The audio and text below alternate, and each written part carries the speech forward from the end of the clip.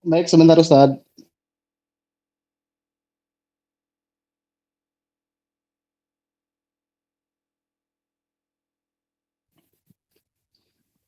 Udah pada kumpul semua belum ya? Gaskan aja langsung, gas waktu-waktu. Oke, waktu ya. Assalamualaikum warahmatullahi wabarakatuh. Waalaikumsalam warahmatullahi wabarakatuh.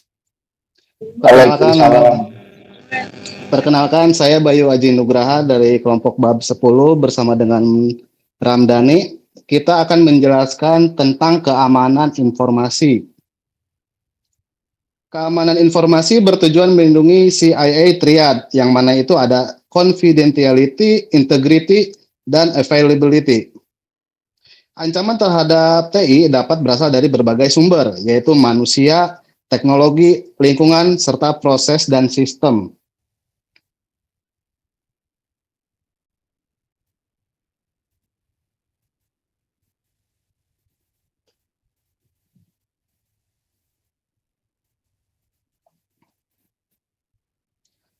Jenis-jenis ancaman TI pada malware.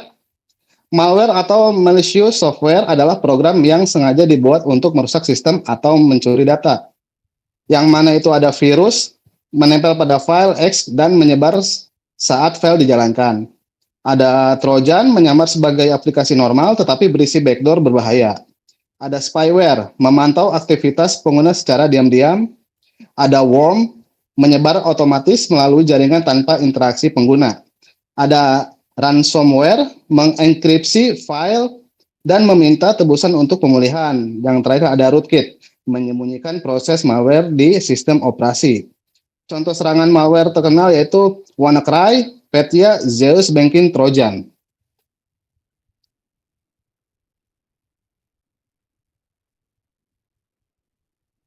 Jenis-jenis ancaman TI pada social engineer dan network attack.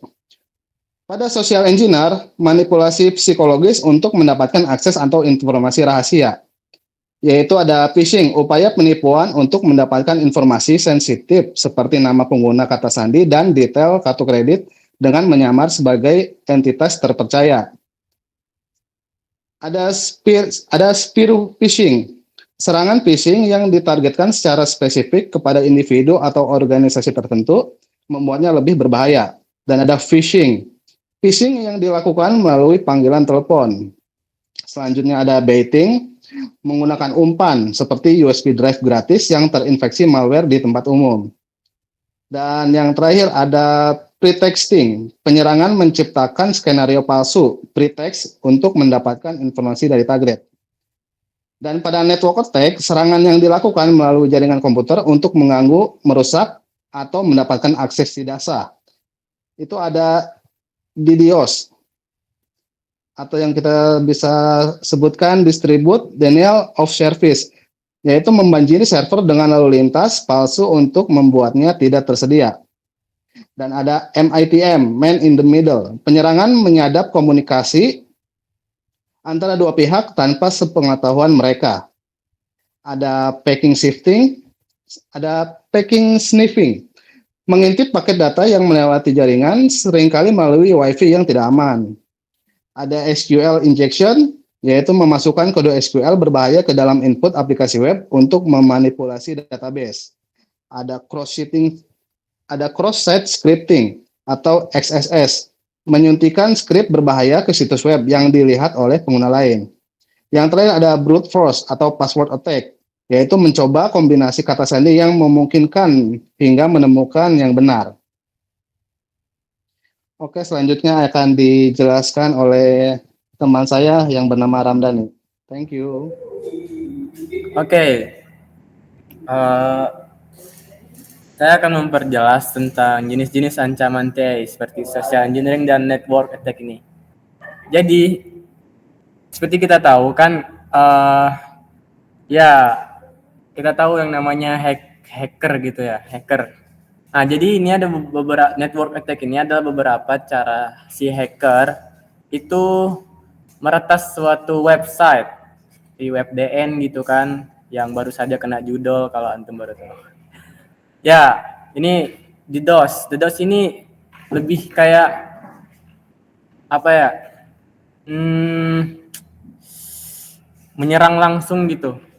Saya sering uji di webnya Darun Najah, itu bagi web apa sih namanya, web univ kita tercinta, itu nggak dipakein rate limiting di endpoint loginnya. Jadi serangan DDoS ini bisa dilakukan di web Darun Najah. Nah, itu kenapa, apa dampak dari si DDoS ini, Distributed Denial of Service? Ini sebenarnya bukan DDoS ya, biasanya tuh panggil DOS aja, Denial of Service. Soalnya kalau DDoS, dia itu pakai bot. Botnya itu kayak kita menjadikan perangkat elektronik itu sebagai zombie gitu. Biar dia ngirim request yang banyak ke server dan menyebabkan server itu down. Nah, jadi si DDoS ini, dia itu dampaknya biar si server yang kita tuju, si target ini biar down. Nah, jadi nggak bisa dipakai. Kayak Cloudflare kemarin kan down, tapi bukan karena serangan DOS ini ya. Banyak web-web dulu yang terkena serangan DOS ini dan down, sehingga nggak bisa kita pakai. Bagi sistem pemerintah tuh sering diserang. MITM itu jarang sih yang pakai MITM. Jadi kita cuma mencuri cookie. Paket sniffing juga sama, itu harus kita ke physical servernya biar baru bisa kita kita attack.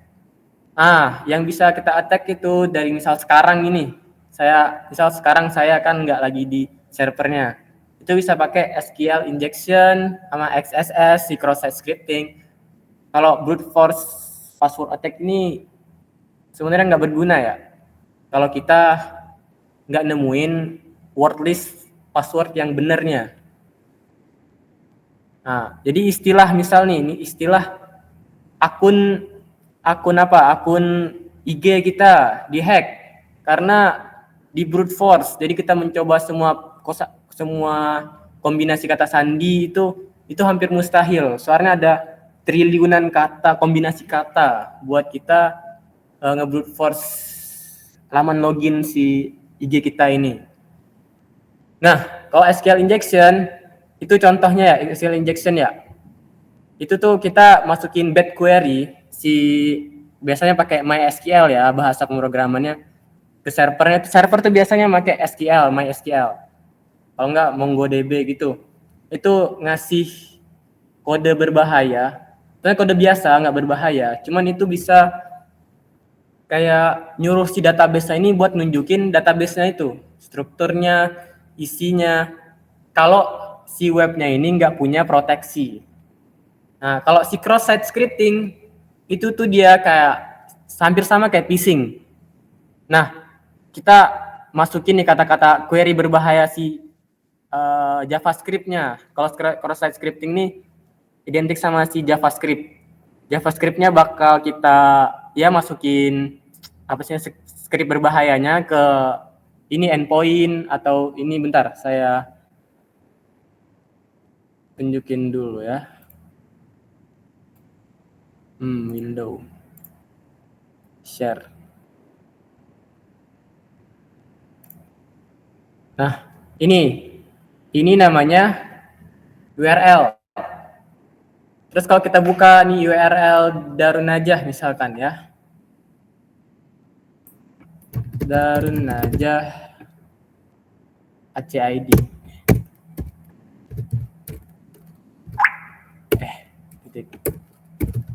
ID. Nah, bentar. Universitas Darun Najah. Nah, ini namanya verifikasi CAPTCA ya. Ini buat biar dia keproteksi dari DOS. Jadi nggak bisa sembarangan bot itu masuk tanpa melewati verifikasi ini. Nah, biasanya si hacker itu ya, hacker kita sebutnya. Hacker itu ada dua sebenarnya. Ada white hat sama black hat. Kalau si white hat ini hacker baik yang kerjanya tuh nyari kelemahan sistem, terus dilaporin. Kalau yang jahat tuh ya udah dia jahat gitu, ngerusak si sistemnya ini. Nah, ini endpoint login. Di sini saya sering nyoba di endpoint login ini. Kemarin tuh saya nyoba si kerentanan DOS itu. Nah, ini kita bisa downin si website ini dari endpoint ini. Ini endpointnya tuh ke show ya, nggak di hash kayak BMT Darnajah gitu. Nah, buat kita masukin SQL injection sama cross-site scripting itu ada di kolom ini nih. Ini berbahaya. Misal saya punya bentar.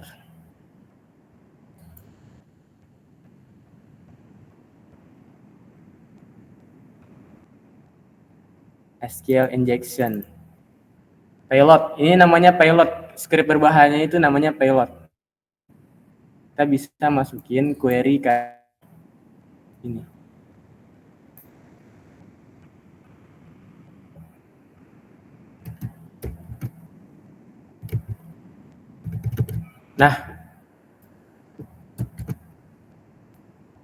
Nah, ini query berbahaya yang bisa manggil database-nya. Passwordnya terserah kita gitu kan. Saya ngasih tahu POC-nya si hacker ini. Tapi ini nggak bakal berhasil soalnya web Darnajah punya proteksi. Nah, nggak bakal berhasil. Tapi web UDN ini punya kerentanan kecil sih, nggak terlalu berpengaruh. Ini namanya information disclosure. Nah, PHP-nya error nampilin struktur, hampir semua strukturnya sih. Errornya dong. Tapi hacker bisa tahu struktur database-nya ini dari error ini. Nah, ini information disclosure ini sebenarnya berbahaya, tapi nggak terlalu sih. Soalnya nggak bakal ngapa-ngapain, cuma ngasih tahu kondisi servernya si Darnajah ini. Tinggal kasih petik. Petik itu berbahaya di URL. Apalagi di endpoint kayak gini. Oke, kita balik. Terus kita lanjut. Oke, lanjut. Jenis-jenis ancaman TI, insider threat dan ancaman fisik. Insider threat, ancaman yang berasal dari dalam organisasi, biasanya dari karyawan atau pihak internal yang memiliki akses legal. Seperti malicious insider, karyawan yang sengaja menyalahgunakan akses untuk merugikan perusahaan. Ada careless insider, karyawan yang secara tidak sengaja menyebabkan insiden keamanan karena kelalaian atau kurangnya kesadaran. Terus ada compromise insider, karyawan yang akunnya diretas atau dikompromikan oleh pihak eksternal. Ancaman ini sangat berbahaya karena pelaku sudah memiliki akses dan pengetahuan internal. Nah, si hacker ini kalau webnya ini kuat ya, biasanya web sekarang tuh udah kuat sih proteksinya, udah dari Cloudflare lah, dari Akamai, dari AWS segala macem lah. Saya udah susah banget nih cari bug hunting ya biasanya. Saya dulu mudah, sekarang udah susah banget. Salah satu cara hacker yaitu melalui orang dalam. Entah mereka punya orang dalam di organisasinya. Kalau enggak, sebenarnya ancaman terbesar itu datang dari manusia, kelalaian manusia.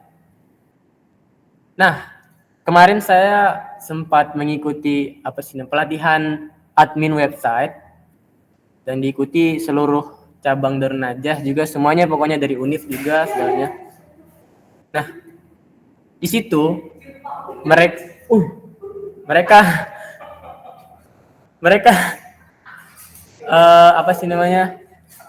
login webnya itu dari komputer mereka.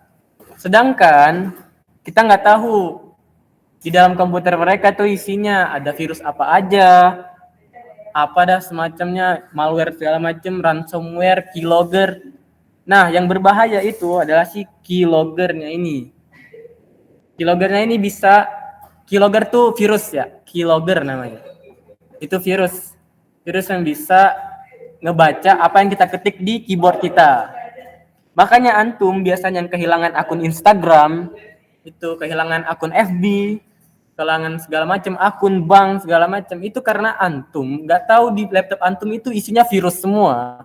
Antum login IG ada di sana, login Facebook segala macam, login admin malah, admin website. Login akun website, jadinya ya si hacker tahu isi semuanya yang ada di antum. Jadi nebak password antum tuh mudah banget di brute force. Nah, makanya itu saran dari saya, segeralah nge-scan komputer antum, HP antum itu yang berisinya segala macam virus. Kemarin saya dikirimin link nggak jelas ya. Iming-imingnya 60 giga kuota atau apalah, undangan pernikahan. Itu ada teman kita gitu ya. Dikirimin undangan pernikahan. Itu isinya malware, kalau nggak link phishing. Sekarang lagi trending HP semua orang keriset. Itu saya pas mikir, oh itu pasti karena kuota 60 giga itu ngarahin si korbannya ini ke link phishing. Antum secara sadar nggak sadar pun, tetap sekarang kayaknya antum udah pernah kena link phishing secara sadar nggak sadar. Soalnya web phishing sekarang ini tuh udah bisa nyamain web biasa, malah web pemerintah segala macam itu udah diklik jacking semuanya, udah di cloning semuanya itu. Secara sengaja nggak sengaja data pribadi antum tuh udah di share di forum-forum gelap, di dark web. Jadi kita nggak bisa ngira dark web tuh dark web ya, forum-forum gelap itu cuma mitos, itu beneran ada. Dan itu bisa diakses, cuma pakai cara-cara tertentu, nggak bisa semua orang. Kita harus ngalihin IP, ngalihin jaringan segala macem, harus pakai sandbox segala macem, ya gitu. Terus ancaman fisik, ancaman yang melibatkan kerusakan fisik atau kehilangan aset TI, kebakaran atau banjir yang merusak infrastruktur, pencurian perangkat keras seperti server, laptop, atau perangkat penyimpanan data, kerusakan hardware akibat kegagalan komponen atau penanganan yang salah, fluktuasi listrik turun naik yang dapat merusak peralatan elektronik. Pencegahan dan ancaman fisik memerlukan langkah-langkah keamanan fisik yang ketat seperti kontrol akses dalam sistem pemadam kebakaran dan perlindungan daya. Cara mengolah risiko TI. Risiko TI adalah proses berkelanjutan untuk mengidentifikasi, menilai, dan mengurangi potensi ancaman terhadap sistem informasi. Pertama ada risk identification, mencari dan mengidentifikasi semua potensi ancaman dan kerentanan yang dapat mempengaruhi aset TI. Risk assessment, menganalisis kemungkinan terjadinya ancaman dan dampak yang ditimbulkannya untuk menghitung seberapa besar risiko tersebut. Risk mitigation, mengimplementasikan langkah-langkah untuk mengurangi risiko seperti penggunaan firewall, pembaruan sistem antivirus, pelatihan karyawan, dan backup data. Ada risk monitoring, terus-menerus memantau lingkungan TI untuk mendeteksi ancaman baru dan memastikan efektivitas kontrol keamanan yang ada. Nah, yang ini itu berapa ya?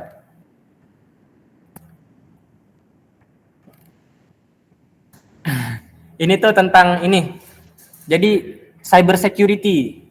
Cyber security itu kayak tim yang mengelola keamanan cybernya si web kita atau organisasi kita. Itu dibagi jadi dua. Ada blue team sama red team. Nah, apa bedanya? Blue team itu dia tugasnya itu melindungi, benar-benar melindungi, kayak nyeting firewall, pembaruan sistem, nge-scanning data segala macam. Nah, itu terus memantau jaringan, memantau lalu lintas data jaringan di server, itu tugasnya blue team. Sedangkan ada yang namanya red team. Red team itu dia kayak berfungsinya simulasi serangan. Nah, kalau saya itu lebih ke red team ya, simulasi serangan. Jadi saya mengetes server, mengetes web segala macam, itu namanya red team. Itu namanya white hats. Itu yang hacker baik maksud saya itu. Next. Terus ada kriptografi dasar. Kriptografi adalah ilmu dan seni mengamankan komunikasi dan data melalui enkripsi, sehingga hanya pihak yang berwenang yang dapat membaca dan memprosesnya. Konsep dasar kriptografi ada plain text, pesan asli yang belum dienkripsi, ada ciphertext, pesan yang sudah dienkripsi tidak dapat dibaca tanpa kunci rahasia yang digunakan untuk proses enkripsi dan dekripsi, algoritma, metode matematis atau prosedur yang digunakan untuk mengacak data. Jenis-jenis kriptografi, symmetric encryption, kunci sama, menggunakan satu kunci yang sama untuk enkripsi dan dekripsi cepat, tetapi kunci harus dibagikan dengan aman. Contohnya AES Advanced Encryption Standard. Ada DES, ada 3DES, ada CACA20-nya apa tuh ini. Cara kerja AES, plain text dipotong menjadi blok 128 bit, diproses melalui beberapa putaran dengan kunci menghasilkan ciphertext.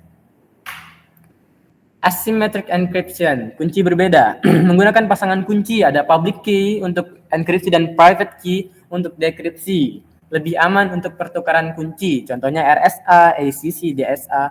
Cara kerja RSA, pengirim menggunakan public key, penerima untuk mengenkripsi pesan, hanya private key menerima yang dapat mendekripsinya. Digunakan di WhatsApp, HTTPS, email secure, PGP. Nah, ini tuh apa sih namanya? Terikat kayak condong ke yang namanya ransomware. Nah, pasti antum pernah dengar namanya ransomware. Ransomware itu sebuah virus malware yang bisa mengunci data antum yang ada di laptop, yang ada di HP, yang ada di server. Ini pakai kriptografi. Biasanya pakai asymmetric encryption, pakai RSA biasanya. Soalnya dia bakal minta tebusan. Kayak saya bakal kasih kuncinya. Saya bakal kasih kuncinya kalau antum udah bayar sekian juta melalui wallet kripto atau pembayaran kripto ya. Tahu lah antum kripto apa? Bitcoin gitu, Bitcoin. Nah, bayar pakai Bitcoin. Biasanya nggak pernah pakai apa sih namanya? Kirim ke rekening ini, rekening sana, rekening sini, itu nggak, biasanya nggak. Nah, itu pakai RSA. Soalnya kalau pakai yang si AES itu sama aja bohong dong mereka. Itu bisa dibobol, bisa di reverse engineer namanya, reverse engineering. Nah, saya bakal kasih contohnya ya. Contoh apa sih namanya ini mengimplementasikan kriptografi ini. Sebentar. Saya membuat tools di laptop saya.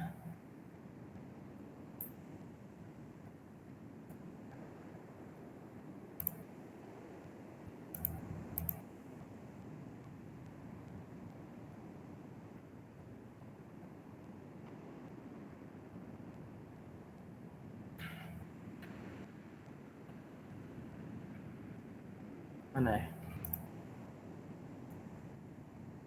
Antum bisa lihat nggak?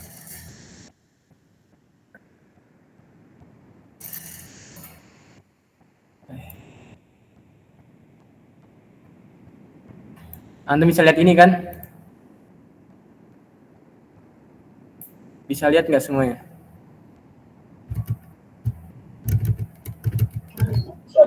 Nah, ini. Anda bisa lihat ini kan? Oke. Ini cara mengimplementasikan kriptografi ini. Salah.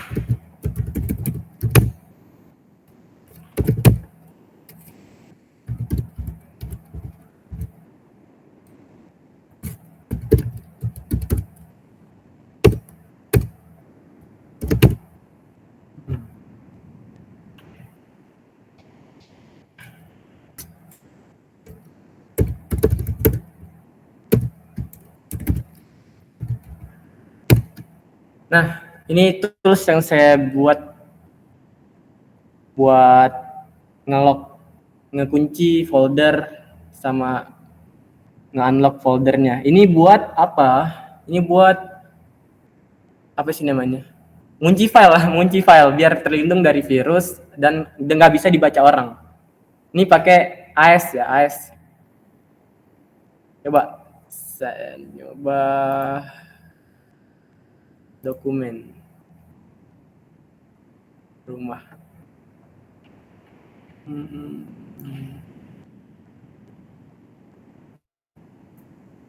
Nah, ini dummy, saya udah bikin dummy-nya. Nah, di sini ada beberapa file saya. Ini sebelum dikunci, sebelum pakai kunci ini. Dan ini ketika saya setelah pakai alat yang saya bikin. Nah, pilih satu.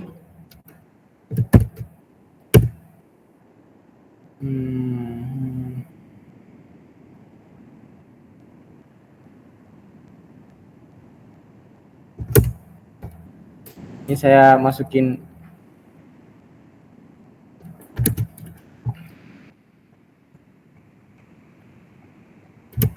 kita PDF-nya ya. Passwordnya Ramdhani misalkan.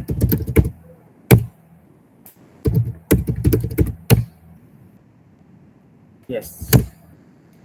Nah, apa sih namanya? Yang tadi itu lock, ini locket. Jadi nggak bisa dibuka.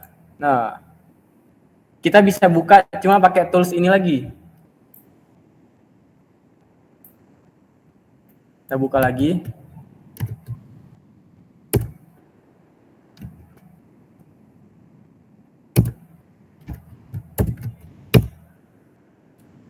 Dia minta password, karena ini pakai AES saya nggak terlalu ini ya. Ada beberapa tools yang sudah saya bikin juga, ada di repository GitHub saya. Bentar. Nah, sekarang udah bisa dibuka PDF-nya. Oke. Nah, itu cara mengimplementasikan ini kriptografi. Boleh dicek di repo saya.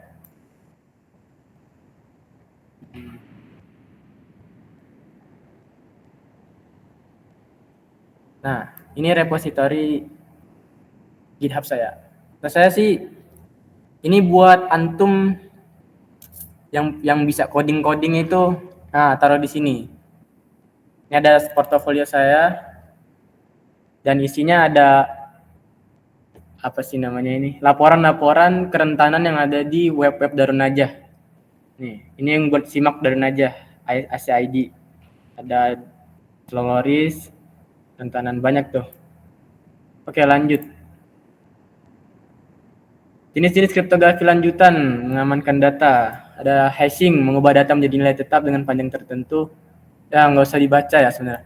Hash itu, kita hash itu buat ngacak kata-katanya. Bisa dari Ramdhani, bisa jadi kebalikannya, atau jadi nomor, jadi segala macam. Itu namanya hashing. Ada juga digital signature, kayak tanda tangan.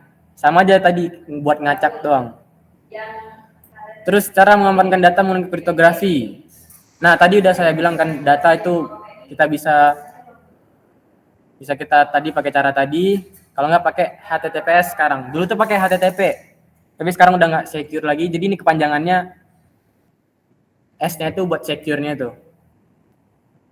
Nah, ini dia, gunakan VPN saat terhubung ke WiFi publik untuk mengenkripsi koneksi Anda.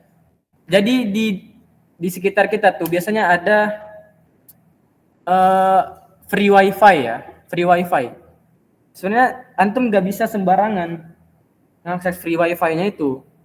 Ada orang-orang yang pakai WiFi Pineapple segala macam buat ngeklon WiFi gratis itu, terus segala macam yang aktivitas yang antum lakuin pakai WiFi itu bisa dicuri sama si hackernya nih. Itu namanya MITM tadi, man in the middle. Ah, ini dia. Kenapa pakai VPN ini? Biar IP kita keacak dan dia terenkripsi, nggak bisa diambil. Biasanya pakai Wireshark. Nih kalau antum lihat ini toolsnya nih, Wireshark. Ini buat nge-attack apa sih namanya? WiFi, buat ngehack WiFi tetangga. Ini pakai ini. Nah, ada enkripsi seluruh hard disk Anda seperti pakai BitLocker, segala macam yang kayak tadi tuh. Terus ada juga firewall, antivirus, dan IDS. Firewall yang antum kenal tuh kayak Cloudflare, Akamai, AWS. Akamai itu menurut aneh paling kuat ya dibanding Cloudflare. Soalnya dia bakal nyembunyiin bahwa web itu juga kelihatannya nggak pakai firewall, tapi sebenarnya pakai ternyata Akamai Ghost. Ini firewall ini buat ngefilter apa-apa yang masuk, bisa kayak tadi, biar nggak bisa kena DOS sama XSS, SQL injection, nggak bisa kita nggak bisa ngapa-ngapain di web itu, kecuali emang ada konfigurasi yang salah. Nah, ada antivirus. Ya, antum tahu lah antivirus itu apa. Antivirus buat menghalau virus, menghapus virus, segala macam. Sering-seringin nge-scan laptop antum yang penuh virus itu. Biar enggak lapor ke sana ke sini, akun saya hilang, saya sekarang baru keluar pondok 2 bulan, berapa bulan? 4 bulanan gitulah. Udah belasan orang yang lapor akun saya hilang, paman saya banknya habis, segala macam lah. Itu karena kesalahan diri sendiri. Yang kayak tadi yang saya bilang tadi. Saya udah bosan dengarnya, tolong hackin akun saya gini, akun saya dihack orang, akun Free Fire saya, akun Mobile Legends saya dihack orang. Itu saya bosan banget, soalnya salah mereka sendiri. Ya saya nggak bisa ya. Itu melanggar aturan kalau gitu itu. Terus juga susah kalau pengen nge-hack back-nya itu ya. Ada IDS, Intrusion Detection System. Ini buat ngedeteksi, memantau jaringan yang tadi. Bisa pakai Wireshark ini juga, Wireshark. Nah yang tadi, itu bisa memantau jalur komunikasi website kita, web server kita. Ini etika dan privasi digital, ada etika digital. Nah ini dia, saya berikan penjelasannya. Etika digital, aturan moral perilaku diterima dalam penggunaan teknologi digital. Tidak melakukan hacking tanpa izin. Nge-hack itu boleh, tapi pakai izin dan dilaporin. Sebenarnya boleh. Kalau yang ilegal itu yang jahat itu ya, pengen mencuri data. Terus tidak menyebarkan hoax atau informasi palsu. Terus menghormati hak cipta dan kekayaan intelektual, tidak menyebarkan data pribadi orang lain tanpa persetujuan, tidak melakukan cyberbullying atau pelecehan online. Ada privasi digital, hak individu untuk mengontrol informasi pribadi mereka di dunia digital. Ada perlindungan data pribadi, kerahasiaan komunikasi, kontrol atas siapa yang boleh mengakses data. Cara menjaga privasi, gunakan password unik dan kuat. Nah, kebetulan teman saya kena namanya SIM swapping, SIM hijacking. Itu jadi bisa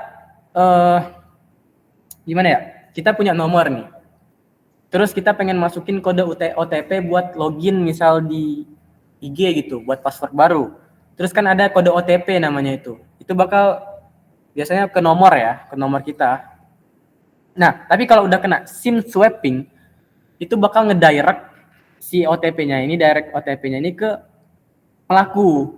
Jadi malah mereka yang dapat, kita juga dapat, tapi mereka juga dapat. Nah, dan data kita bisa diambil, akun kita bisa diambil. Nah, sekarang antum cek coba di HP antum itu, di pengaturan SIM-nya. SIM antum tuh udah dikasih password atau belum? Itu dia yang penting, biar terhindar dari SIM swapping. Ini nyata loh, beneran teman saya udah banyak belasan orang. Gila. Kasihan juga saya, tapi salah mereka.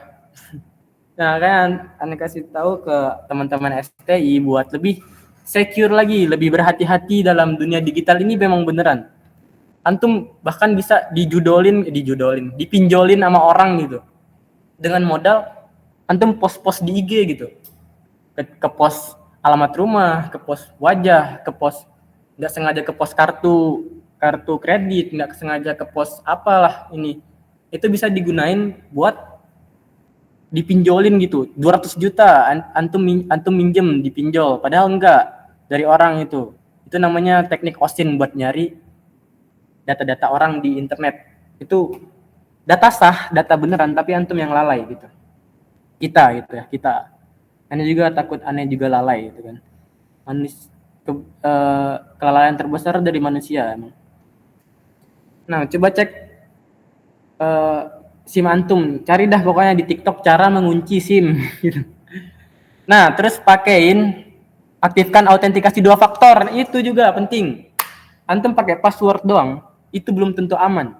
Soalnya password antum itu biasanya udah bocor di forum-forum gelap segala macam. Dan ada juga yang pakai password sama gitu. Passwordnya sama. Itu yang lebih berbahaya. Jadi sekali dia dapat satu password, udah dapat semua akun antum. Nggak apa-apa kalau antum pengen passwordnya sama, tapi pakaiin autentikasi 2 faktornya, 2FA-nya. Biar pas dia pengen login pakai password yang sama, itu nggak bakal bisa. Harus pakai autentikator. Pakai Google Authenticator namanya itu ya, buat yang belum tahu. Terus gunakan VPN saat memakai WiFi publik, tadi udah diperiksa izin aplikasi sebelum menginstalnya. Biasanya aplikasi dan web yang bukan resmi, ilegal segala macam ya. Itu tuh dia minta izin, pasti izin lihat kontak segala macam. Ani pernah buat web phishing yang bisa nyalain kamera antum. Antum nggak tahu itu kameranya bisa nyala, terus ya dapet lah gitu. Saya cuma iseng-iseng taruh di grup, ternyata beneran ada yang buka gitu, dan yang lalai ya. Jadi kita bisa tahu itu baru di grup doang, belum di dunia globalnya gitu. Udah berapa orang dapat screenshotan mukanya gitu. Enggak apanya, data-datanya.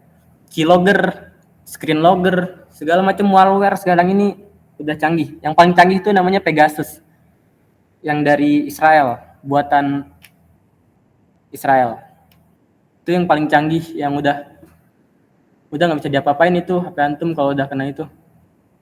Hindari mengunggah dokumen penting ke cloud yang tidak terpercaya. Ya jangan. Cybercrime dan pencegahannya. Cybercrime ada kegiatan kejahatan yang dilakukan menggunakan teknologi komputer atau internet.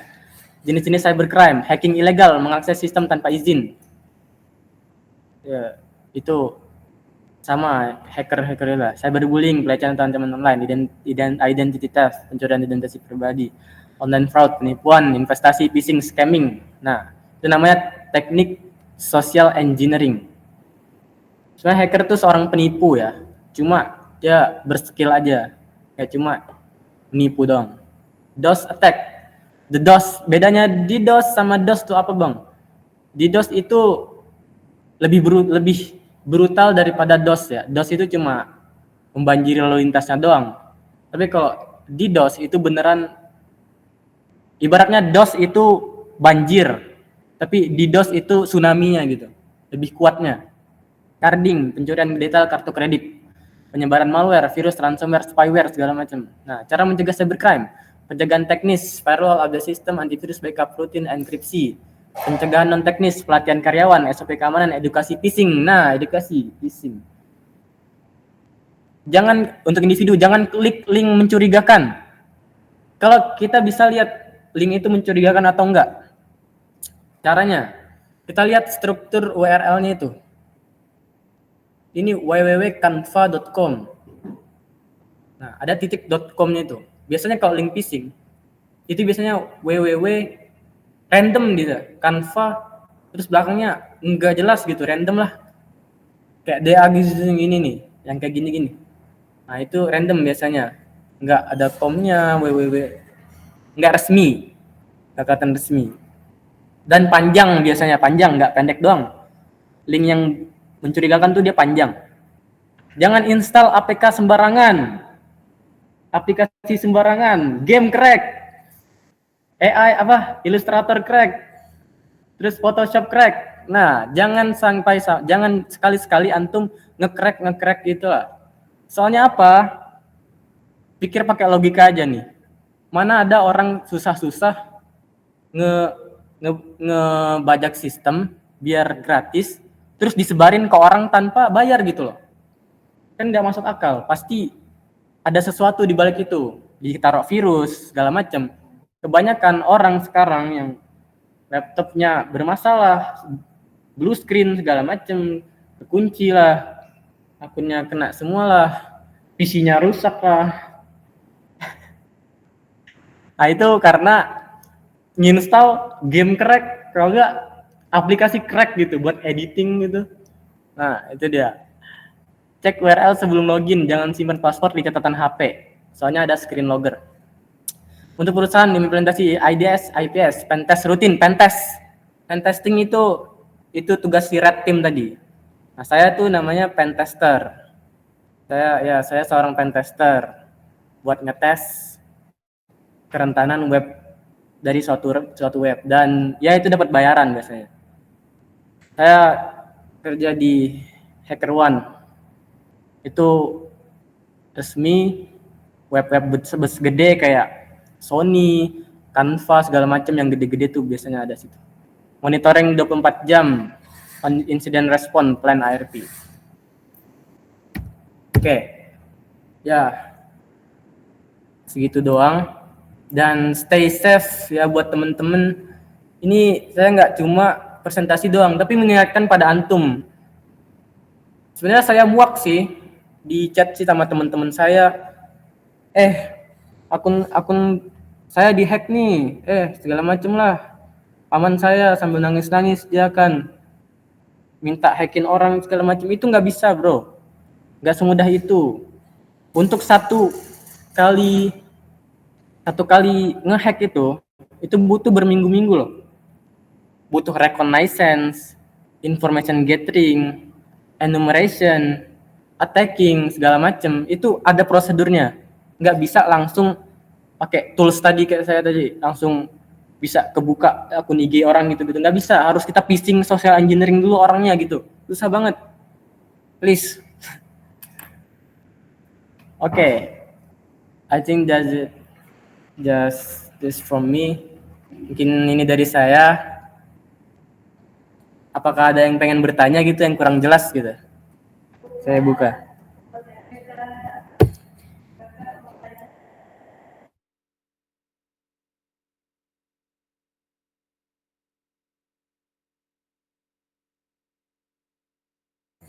Apa ada yang mau bertanya?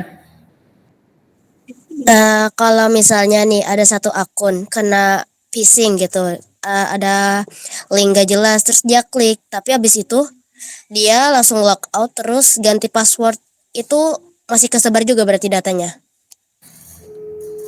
Iya, tetap masuk ke servernya si hackernya ini.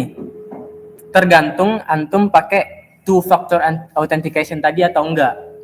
Kalau enggak make ya terus antum enggak ganti, ya tunggu waktu aja. Tapi kalau antum ganti itu enggak bermasalah sih sebenarnya.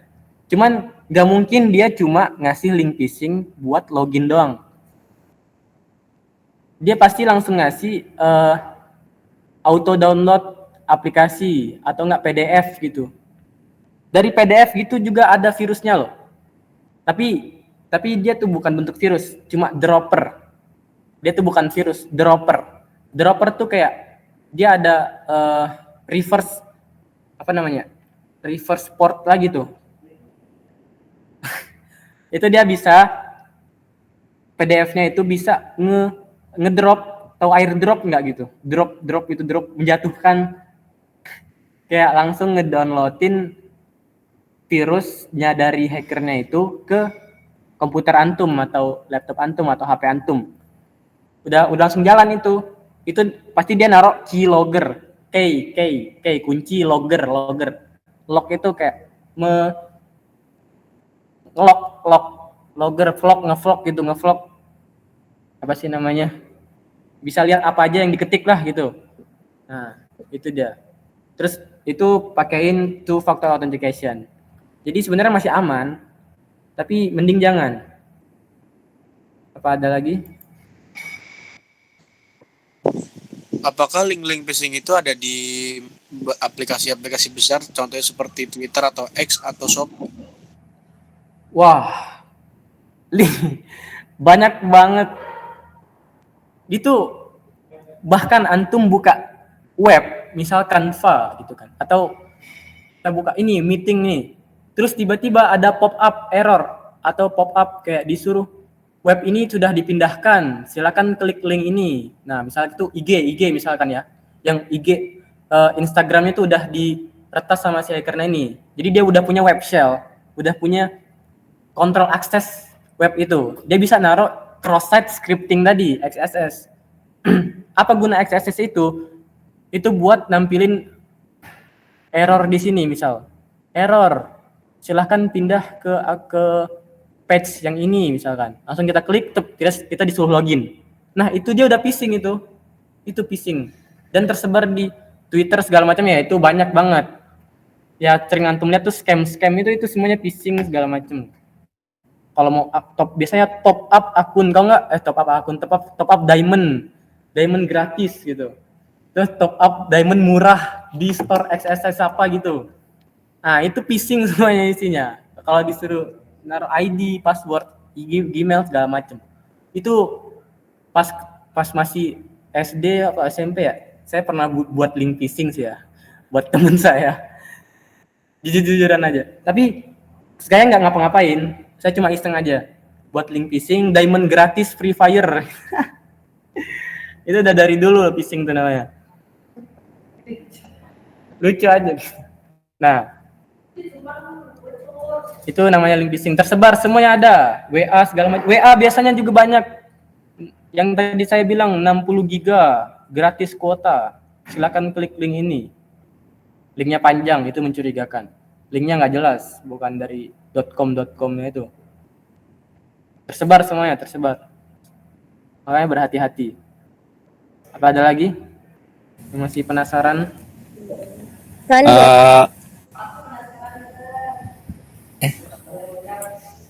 Nih yang mau nanya nih.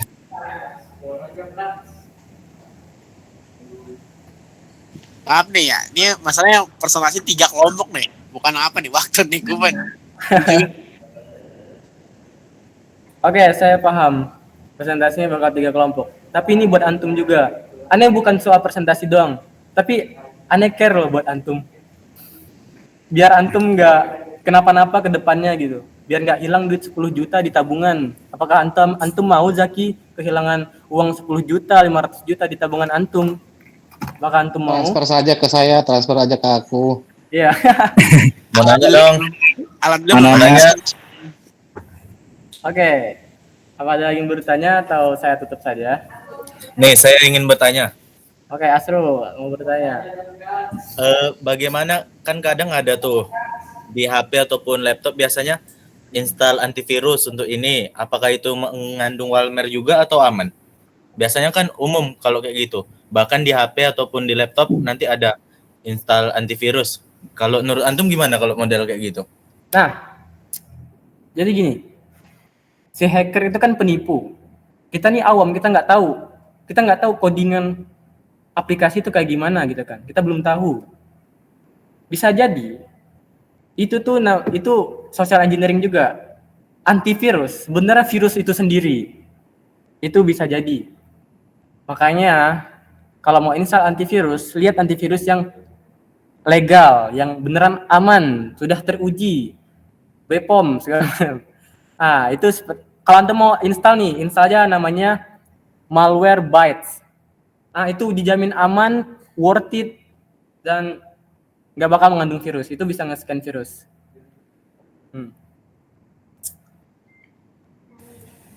Ya, sedikit ya pengalaman terkait antivirus ya. Kalau teman-teman pakai antivirus yang free, yang gratis, itu bukan untuk menyehatkan laptop teman-teman, bisa jadi untuk mengundang, untuk memperparah. Karena antivirus yang free itu bisa mendeteksi, tapi nggak bisa menghapus 100%. Nah, sarannya seperti yang disampaikan tadi ya sama Ustaz Ramdhani, ya kalau dia udah berbayar itu udah dijamin loh. Kalau yang gratisan hindari aja, mending tidak usah pakai daripada pakai yang gratisan. Terima kasih ya, gitu ya Bang Ramdhani. Iya, boleh seperti itu, Ustaz. Memang bener sih, biasanya nggak bakal worth it kalau nggak bayar. Siapa sih yang rela-relain gratisin buat orang gitu kan?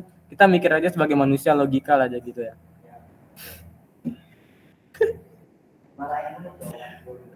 Oke, apa ada lagi? Ustaz Riwi? Ya, kalau kan di laptop udah ada bawaan Windows Defender ya, Ya, itu gimana? Windows Defender dulu ya.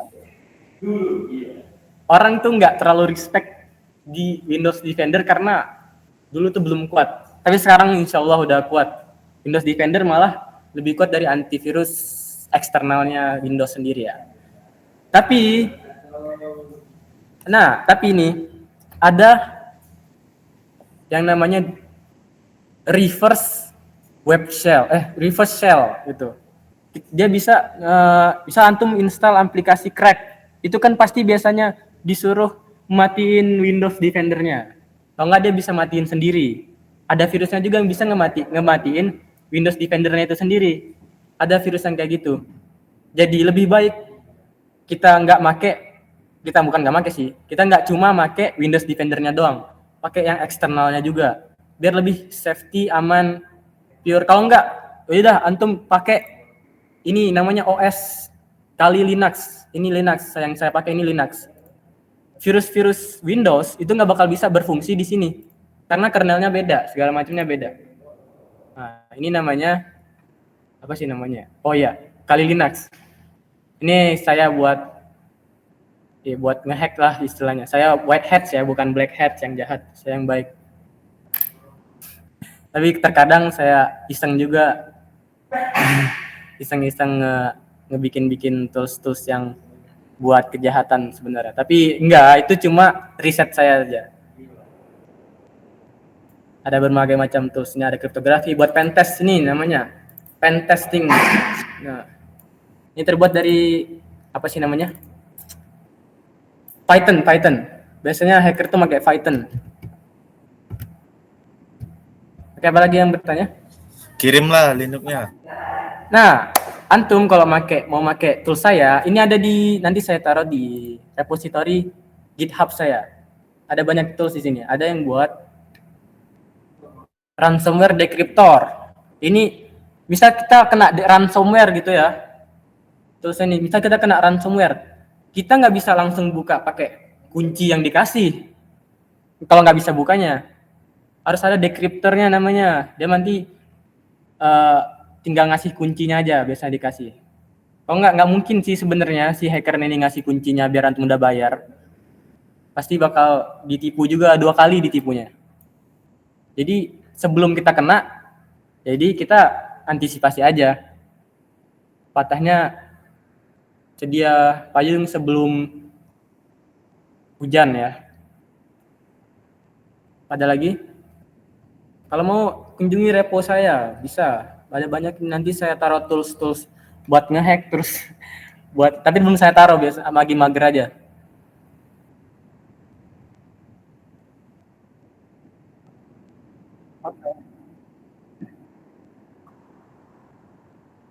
Oke.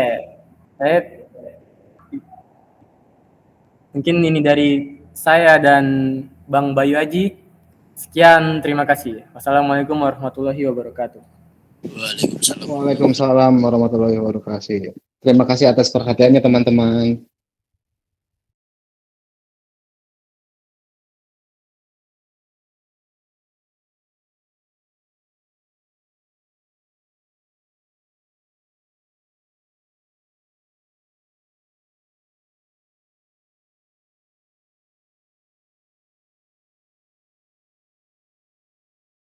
Ya Ustaz, kita nunggu saudara saya Rafli. Oh, udah. QQ Zaki. Apa Rul? Risa Zaki present. Apa sih lu? Ribet kiri.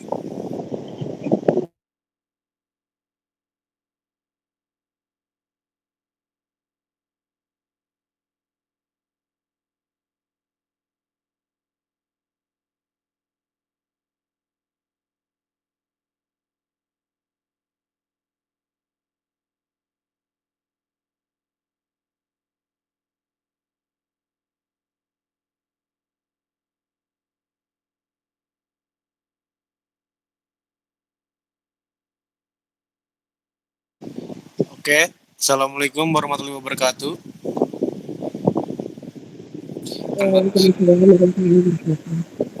Kenalkan, saya Zaki dari kelompok 12. Kami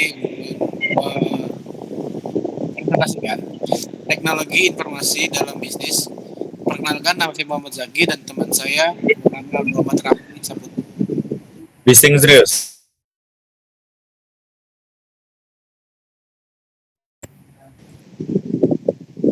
Oke, untuk selanjutnya akan dipandu oleh teman saya, yaitu Rafli. Silakan, Rafli.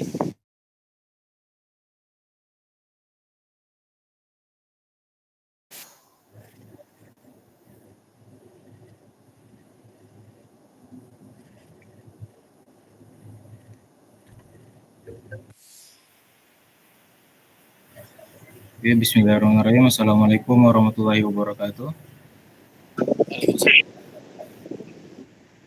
Wabarakatuh. Baiklah, di sini saya akan menjelaskan peran teknologi informasi dalam dunia bisnis. Oke, materi A, Di sini menjelaskan bagaimana teknologi informasi berkontribusi langsung terhadap peningkatan kinerja dan strategis bisnis. Penjelasan dari setiap poin. Yang pertama, meningkatkan efisiensi operasional. Teknologi informasi membantu otomatisasi proses bisnis sehingga pekerjaan menjadi lebih cepat, lebih tepat, dan mengurangi kesalahan manusia. Contoh, sistem kasir otomatis, aplikasi manajemen inventaris, mesin produksi otomatis. Manfaatnya apa? Waktu kerja lebih singkat, biaya operasional menurun, proses lebih konsisten. Yang kedua, mendukung pengambilan keputusan. Dengan adanya data yang tersimpan secara digital, manajer dapat mengambil keputusan berdasarkan informasi akurat dan terbaru. Contohnya, dashboard keuangan, laporan penjualan real time, sistem bisnis intelijen. Manfaatnya, keputusan lebih cepat, risiko kesalahan lebih rendah. Yang ketiga, komunikasi dan kolaborasi lebih efektif. Teknologi informasi menyediakan alat yang memudahkan komunikasi internal dan eksternal. Contohnya Zoom, Google Meet, Slack, Microsoft, email, code sharing. Manfaatnya, tim lebih mudah bekerja sama walau berjauhan. Koordinasi proyek lebih lancar. Yang keempat, meningkatkan layanan pelanggan. Teknologi memungkinkan bisnis memberikan layanan lebih cepat dan lebih ramah. Contohnya chatbot, customer relationship, manajemen. Manfaatnya, kepuasan pelanggan meningkat, retensi pelanggan lebih tinggi. Yang kelima, inovasi produk dan model bisnis. Teknologi informasi menjadi sumber inovasi yang melahirkan produk dan layanan baru. Contoh, vintage, GoPay, Dana, transportasi online, Gojek, Grab, streaming video, Netflix. Manfaatnya, bisnis tetap relevan, menciptakan peluang baru. 6. Memperluas pasar dan pemasaran digital. Teknologi informasi memungkinkan bisnis menjangkau pelanggan lebih luas melalui internet. Contoh, marketplace, Tokopedia, Shopee, iklan digital, Facebook, Google. Manfaatnya, target pasar lebih besar, biaya promosi lebih murah dan terukur. 7. Keamanan data dan proteksi informasi. Teknologi informasi menyediakan sistem untuk melindungi data penting perusahaan, contohnya firewall, enkripsi, backup data otomatis. Manfaatnya, menghindari kebocoran data, menjaga reputasi perusahaan. Yang kedelapan, penghematan biaya jangka panjang. Walaupun teknologi butuh investasi awal, dalam jangka panjang dapat mengurangi biaya operasional. Contoh, sistem otomatisasi mengurangi kebutuhan karyawan. Meeting online mengurangi biaya perjalanan. Manfaatnya, operasi lebih efisien, pengeluaran lebih terkontrol. Oke, lanjut lagi ke B, e-commerce dan e-business. Materi B menjelaskan perbedaan pengertian serta hubungan antara e-commerce dan e-business. Yang pertama, pengertian e-commerce. E-commerce adalah kegiatan jual beli barang atau jasa melalui internet. Fokus utamanya transaksi online, pembayaran online, marketplace. Contohnya yang tadi Tokopedia, Shopee, Bukalapak. Yang kedua, pengertian e-business. E-business lebih luas daripada e-commerce. Definisinya, penggunaan teknologi digital untuk seluruh aktivitas bisnis bukan hanya transaksi jual beli, meliputi manajemen karyawan, komunikasi internal, manajemen pemasok, sistem informasi perusahaan. Contoh sistem, ERP, CRM, HiRisk. Yang ketiga, perbedaan e-commerce dan e-business. Aspek yang pertama, fokus e-commerce, transaksi jual beli online. E-business, seluruh proses bisnis berbasis teknologi informasi. Cakupan e-commerce lebih sempit, e-business lebih luas. Contoh e-commerce, marketplace, toko online. E-business, ERP, CRM, sistem manajemen produksi. Aktivitas e-commerce, pembelian, pembayaran, pengiriman. Aktivitas e-business, manajemen data, kolaborasi internal, operasional bisnis. Oke, yang 4, hubungan e-commerce dan e-business. Penjelasan singkatnya, e-commerce adalah bagian kecil dari e-business. Ibaratnya e-business ini seluruh tubuh, sedangkan e-commerce adalah tangannya, kedua tangan. Oke, selanjutnya bakal dilanjutkan oleh Zaki.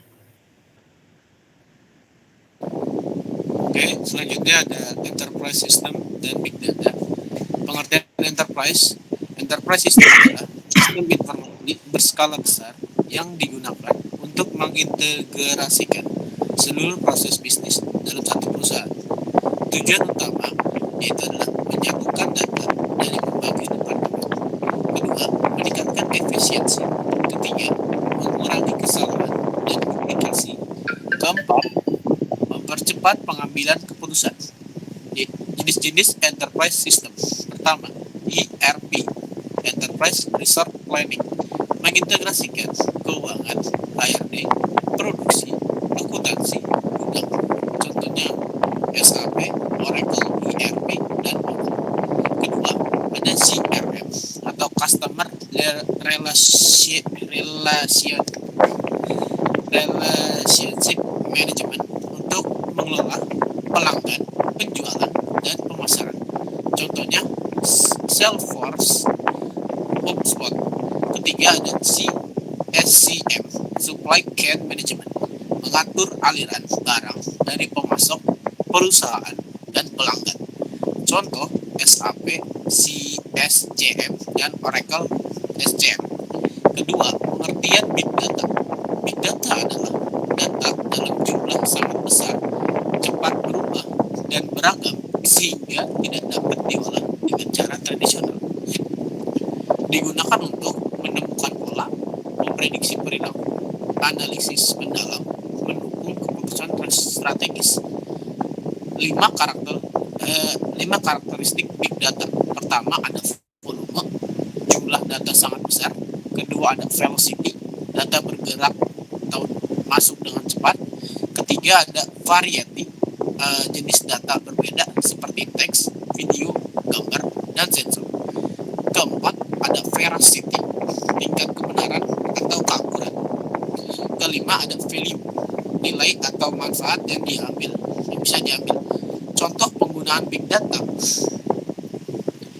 rekomendasi produk Tokopedia atau Shopee, analisis media sistem, prediksi cuaca, deteksi penipuan bank atau fraud detection. Ketiga, perbedaan enterprise system dan big data.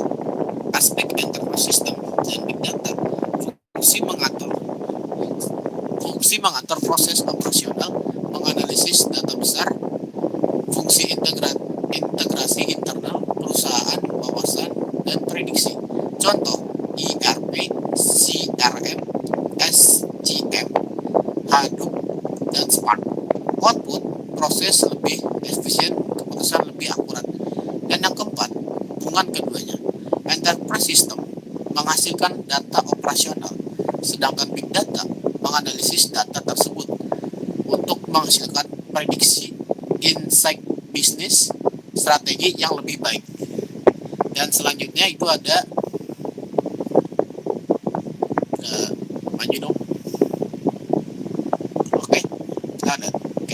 Yang selanjutnya ada teknologi informasi dalam manajemen dan pengambilan keputusan. Peran teknologi dalam manajemen. A. Ada perancangan atau planning. Teknologi membantu manajer merencanakan strategi dan tujuan melalui data yang akurat. Contoh seperti sistem peramalan, penjualan, atau dashboard kinerja. B. Pengorganisasi.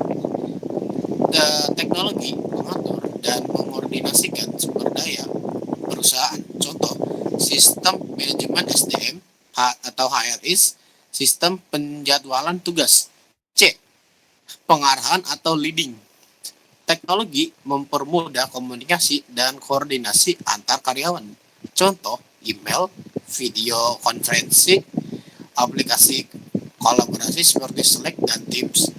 D. Pengambilan atau controlling. Teknologi menyediakan laporan real time untuk memantau kinerja kerja. Contoh sistem ERP, laporan keuangan otomatis. Peran teknologi dalam mengambil keputusan. Peran keputusan ini lupa ditambah, jadi nanti saya akan bacakan saja. Yang pertama atau A, mengumpulkan dan mengelola data. Teknologi membantu mengumpulkan data dari berbagai sumber dan mengolah menjadi informasi. Contoh, sistem database atau data warehouse. B, menyediakan informasi akurat dan real time. Manajer dapat melihat kondisi bisnis secara langsung. Contoh, dashboard keuangan atau laporan stok barang. C, mendukung analisis dan prediksi. Teknologi bisa memberikan simulasi dan peramalan untuk membantu memilih alternatif terbaik.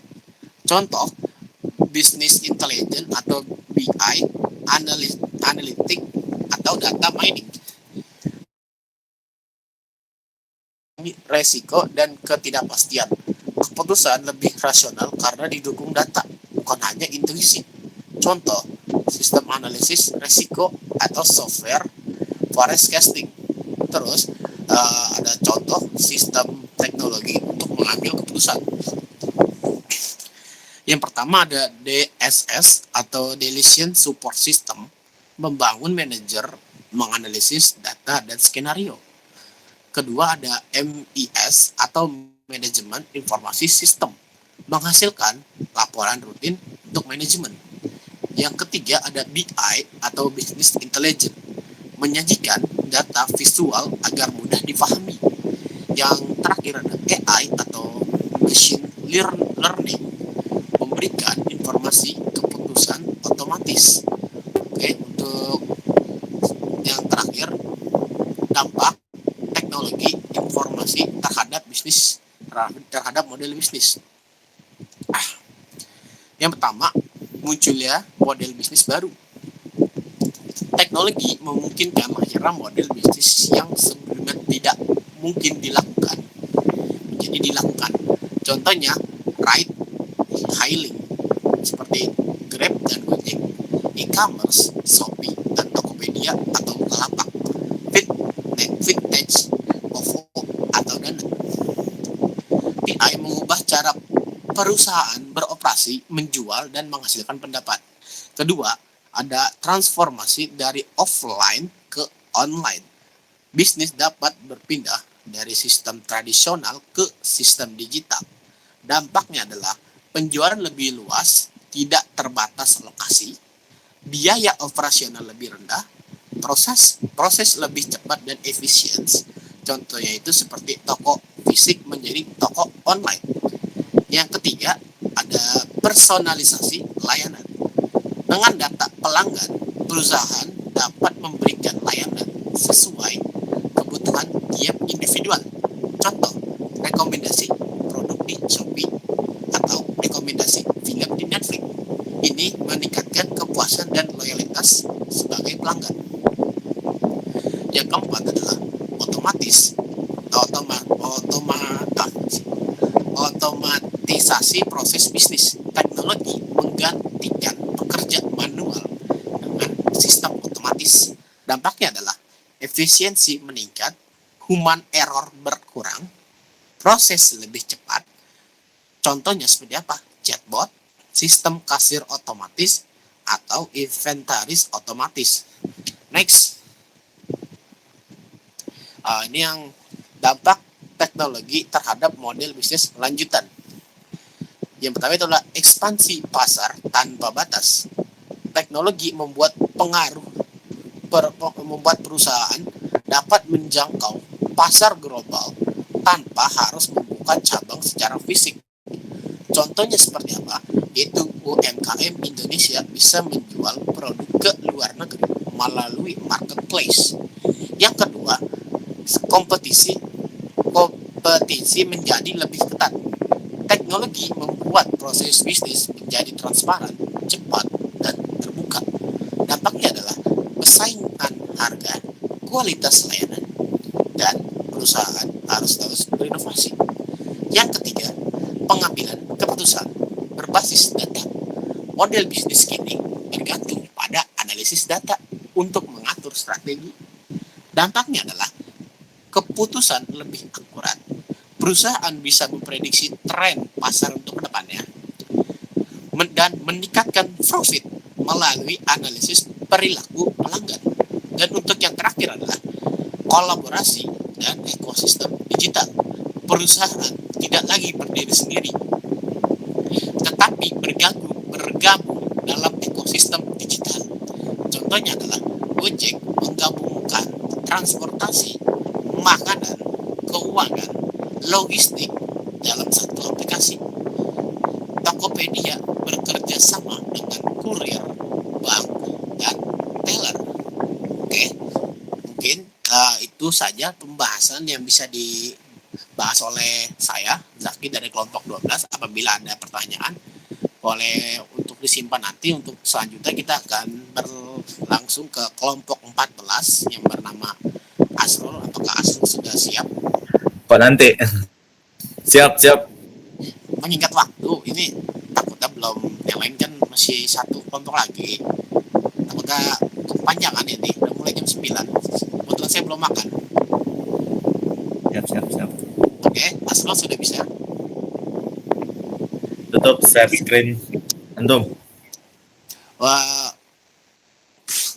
saya perwakilan dari kelompok 12, Zaki, pamit undur diri. Untuk pertanyaan disimpan nanti dulu, tunggu Asrul selesai presentasi ya, kawan-kawan.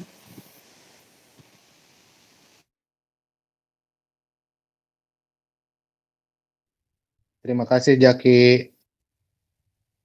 Terima kasih Jaki. Baik, Sama-sama. saya Asrul dan Bang Sriwi akan mempresentasikan materi tentang, ya udah antum lihat dulu nanti materinya apa ya.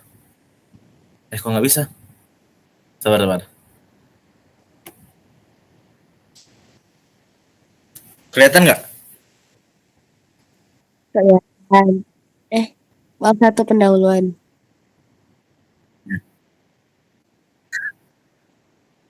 Baik, kita masuk tentang judulnya.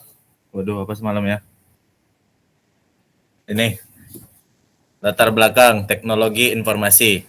Perkembangan teknologi informasi atau TI semakin pesat dan telah membawa perubahan besar dalam hampir semua aspek kehidupan manusia. Dunia memasuki era digitalisasi, di mana teknologi menjadi pusat dari ekonomi, pendidikan, hingga kesehatan. Transformasi digital dan kemunculan konsep industri 4.0 menjadi teknologi informasi sebagai fondasi utama dalam pembangunan masa depan. 1.2 rumusan asal, ya.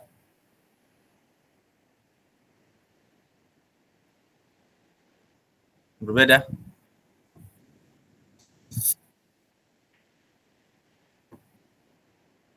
Oh, ini ya.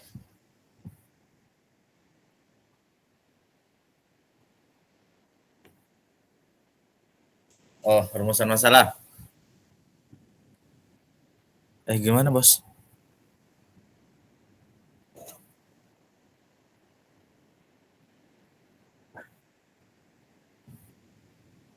Sebentar.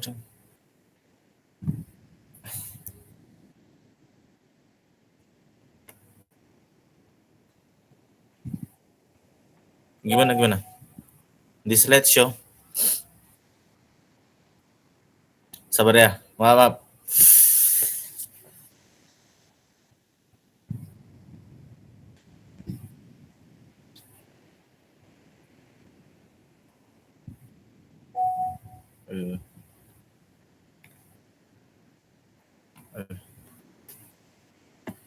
Lanjut rumusan masalah.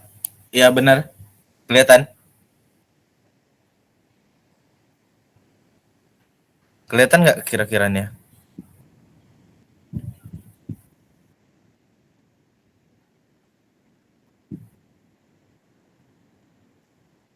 Oh, iya, paham. Sabar ya.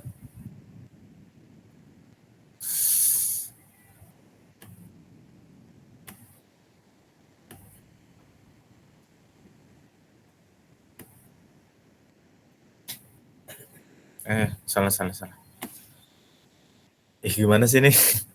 Window, presentasi, Meet, download.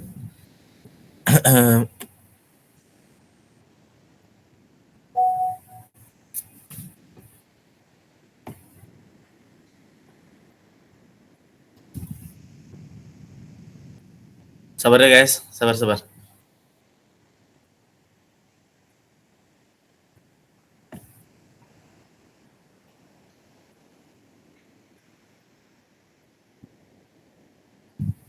Yare.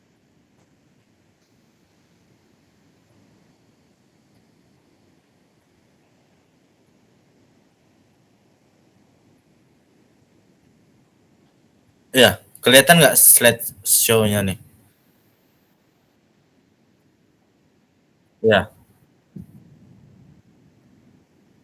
masih ya?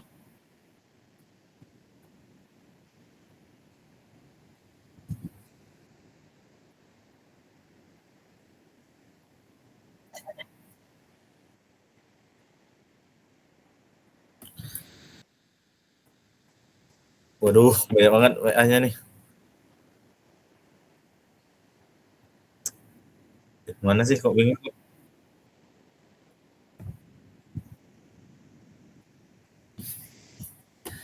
Please dah WA-nya.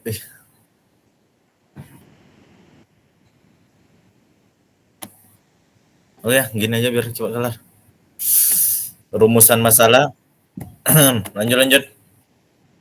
Rumusan masalah yang pertama, apa yang dimaksud dengan transformasi digital? 2. Bagaimana peran smart cities dan industri 4.0 dalam perkembangan TI? Yang ketiga, bagaimana pemanfaatan TI dalam bidang pendidikan dan kesehatan? Yang keempat, apa saja isu sosial dan budaya yang muncul akibat perkembangan TI? Yang kelima, bagaimana prospek karir di bidang teknologi informasi di masa depan? Lanjut. Tujuannya, yang pertama menjelaskan konsep dan dampak transformasi digital. Yang kedua, menguraikan hubungan antara smart cities dan industri 4.0. Yang ketiga, menjelaskan penerapan TI dalam pendidikan dan kesehatan. Yang keempat, menganalisis isu sosial dan budaya yang muncul dari perkembangan TI. Yang kelima, mengetahui prospek karir di bidang teknologi informasi di masa depan. Selanjutnya, bab pembahasan akan dibawakan oleh Bang Sriwi.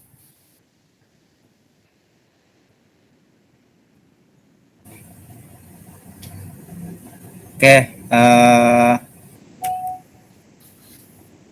mana?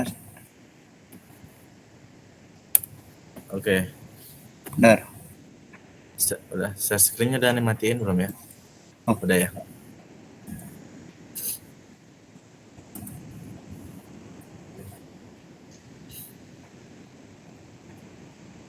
Kelihatan nggak? Kelihatan.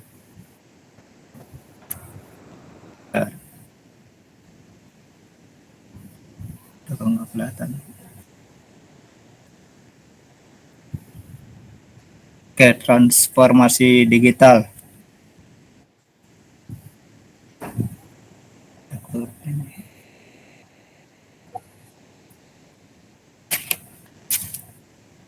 Transformasi digital merupakan proses perubahan sistem, model bisnis, dan kegiatan manusia dengan memanfaatkan teknologi digital untuk meningkatkan efisiensi, produktivitas, dan kualitas layanan. Transformasi ini mencakup penerapan cloud computing, artificial intelligence, big data analytics, dan Internet of Things atau IoT dalam berbagai sektor. Di Indonesia sendiri, pemerintah mendorong transformasi digital melalui program seperti Gerakan 100 Smart City, Digital Talent Scholarship, dan SPBE atau Sistem Pemerintahan Berbasis Elektronik untuk meningkatkan pelayanan publik berbasis teknologi, termasuk budgeting juga masuk dalam sini ya. Terus Smart City dan Industri 4.0. Konsep Smart City atau kota cerdas merupakan penerapan teknologi informasi untuk mengelola sumber daya kota secara efisien, seperti transportasi, energi, keamanan, dan lingkungan. Sementara itu, Industri 4.0 dan 4.0 merupakan revolusi industri keempat yang menekankan otomatisasi dan pertukaran data dalam teknologi manufaktur, termasuk robotika cerdas, IoT, dan sistem cyber fisik.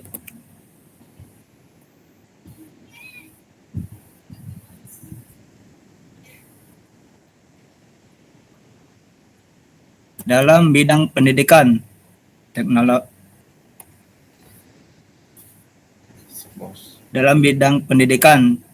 teknologi informasi berperan penting dalam menciptakan sistem pembelajaran digital seperti learning management system, dan pembelajaran berbasis AI. Pandemi COVID-19 mempercepat digitalisasi pendidikan dengan munculnya platform seperti Google Classroom, Zoom, dan ruang guru, termasuk Google Meet yang kita lakukan saat ini. Sementara di bidang kesehatan, teknologi informasi atau TI digunakan dalam telemedicine, rekam medis elektronik, serta aplikasi di kesehatan digital seperti Halodoc, terus Satu Sehat, kalau nggak salah ingat ya, yang mempermudah masyarakat dalam mendapatkan layanan kesehatan tanpa harus datang ke rumah sakit.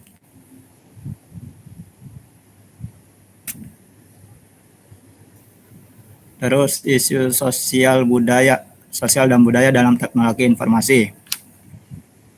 Kemajuan teknologi membawa dampak positif sekaligus tantangan sosial dan budaya.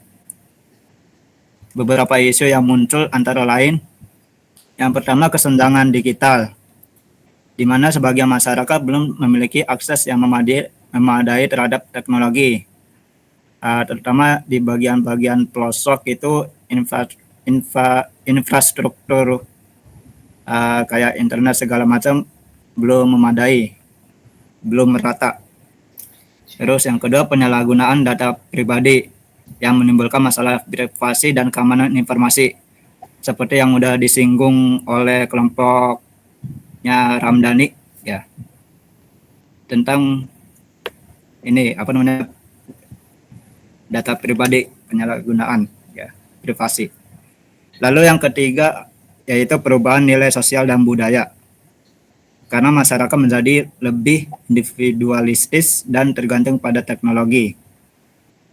Maka dari itu diperlukan etika digital dan literasi teknologi agar perkembangan teknologi informasi dapat membawa manfaat tanpa mengabaikan nilai.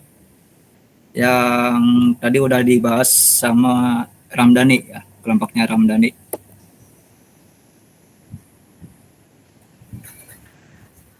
Bidang TI atau teknologi informasi memiliki prospek karir yang sangat luas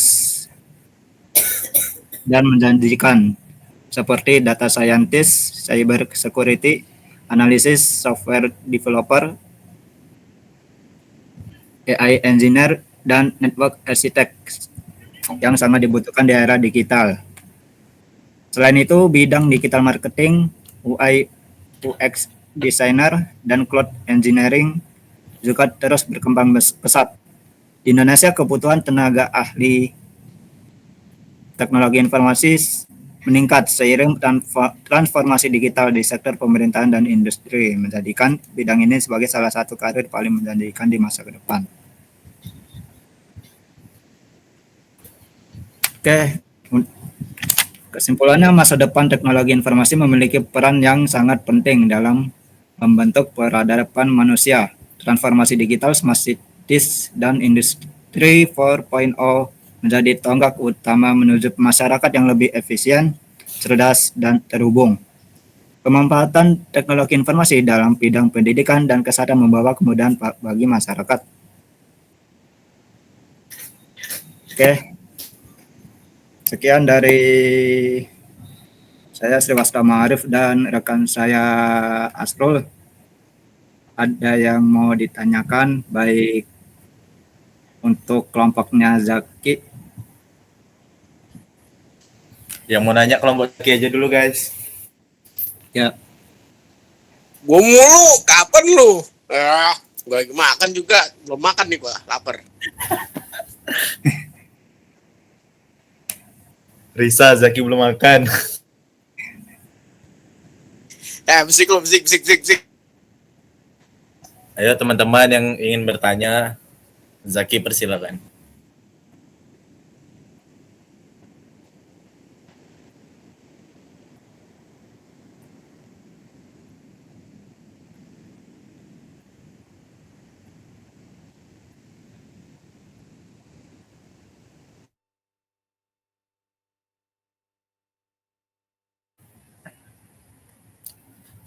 Ya, jadi teman tahu bisnis Gak ada Ustaz, gak ada pertanyaan, tutup aja tuh langsung.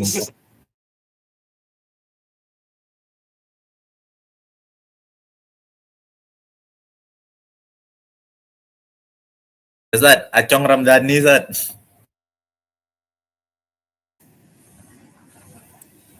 Nah. Ramdhani, where are you?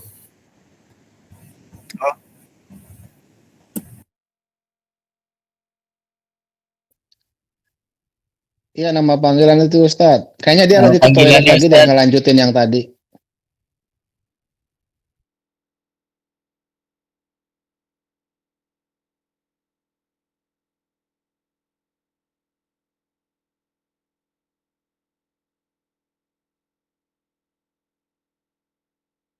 Mungkin dia lagi makan Ustaz.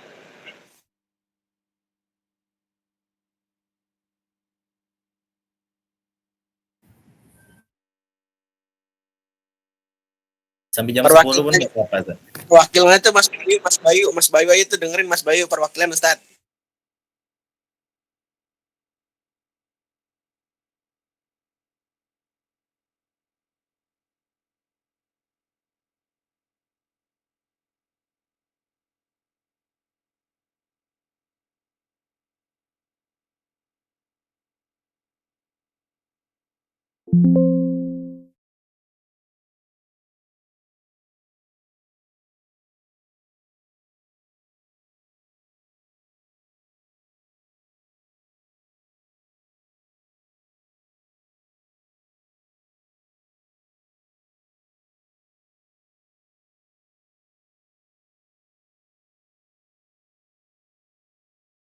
Dua enam Ustadz, 26.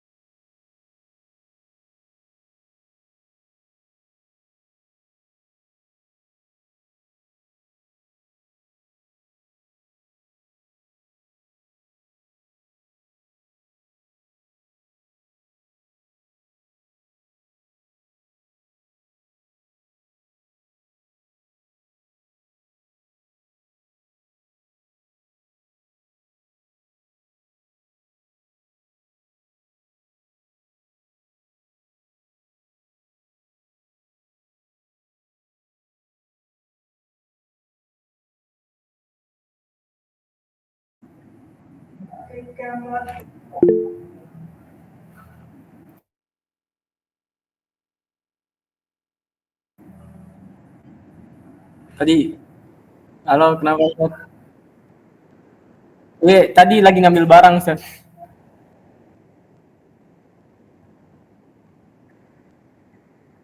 Iya.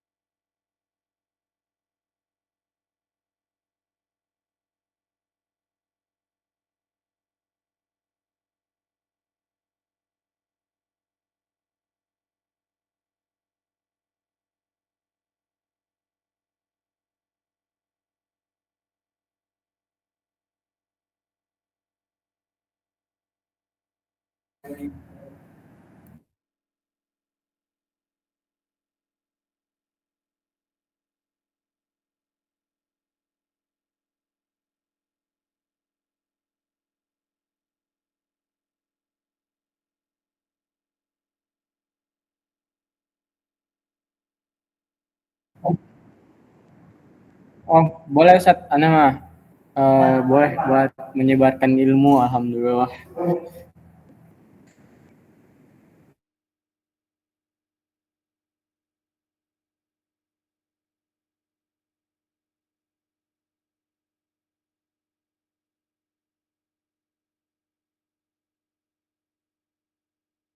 Si Asrul nonton Ustaz, Asrul nonton. Iya, Asrul pasti Malam nonton itu Senin aja, Ustaz. Ustaz. Asal Amel Ustad nonton. Malam Iya, Senin itu aja, di Ustaz. berduaan Ustaz.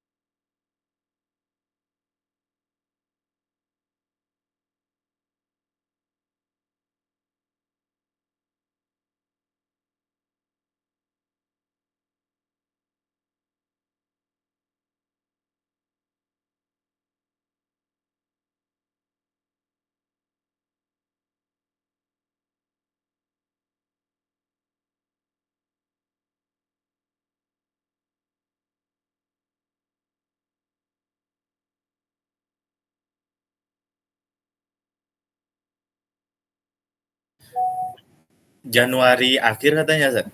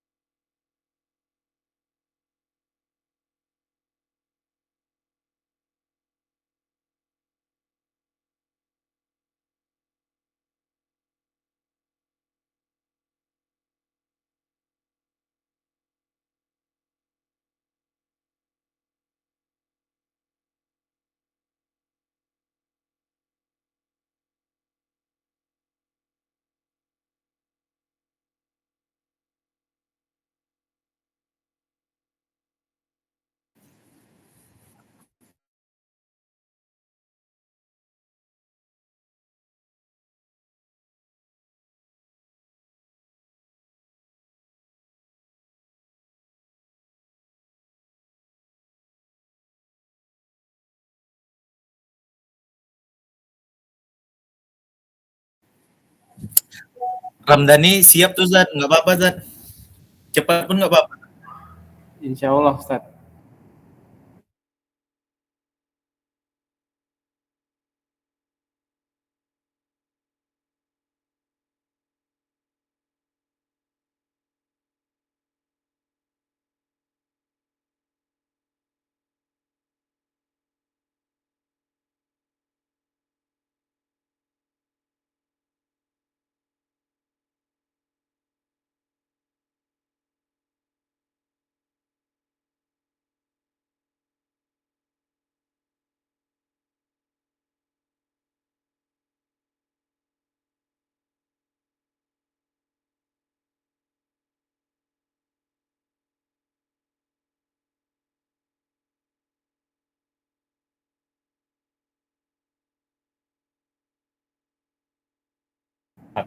Sepakat Zat.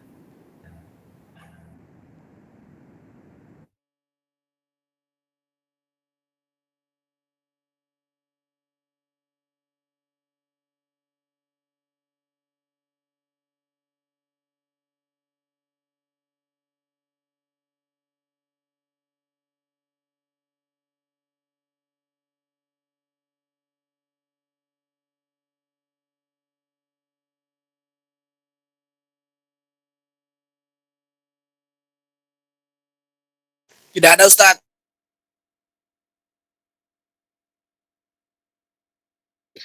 Alhamdulillahirrahmanirrahim.